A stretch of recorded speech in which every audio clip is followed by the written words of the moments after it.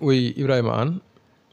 Donc, il faut d'abord replacer les choses dans leur contexte. C'est-à-dire qu'il y a eu un État qui s'appelle Israël, qui a, au nom d'une prétendue riposte préventive, attaqué l'Iran en ciblant notamment ses installations nucléaires.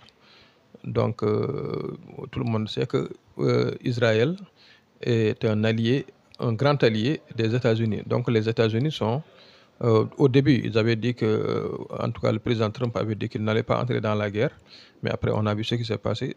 Les États-Unis, qui sont les seuls à disposer de quelques armes qui peuvent atteindre certaines installations nucléaires en Iran, donc ont largué là-bas des bombes. Donc on peut dire qu'ils sont entrés dans la guerre, mais de manière tout à fait furtive. Ils sont entrés, après ils en sont sortis.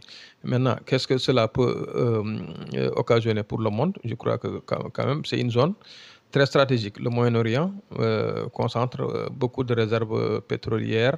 Et puis il y a aussi le détroit d'Ormuz qui est contrôlé par l'Iran et dont on dit que le Parlement a approuvé sa fermeture.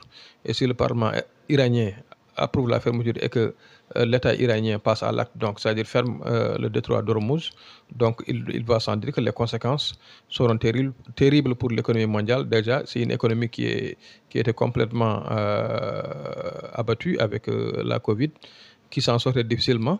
Et là, donc, avec tout le pétrole, tout le gaz qui passe par là-bas, donc il va sans dire que il y aurait peut-être un renchérissement surtout pour les pays à faible revenu comme les nôtres.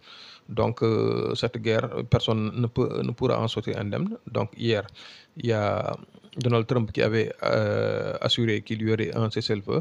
Bon, malheureusement, le cessez-le-feu n'a duré que le temps des roses parce que Israël, je crois, a été le premier à le violer. Donc là, il vient encore de déclarer que il y aura maintenant un cessez-le-feu entre les deux pays. Bon, maintenant, on attend de voir ce que ça va donner. En tous les cas, les répercussions économiques seront terribles pour toute la planète.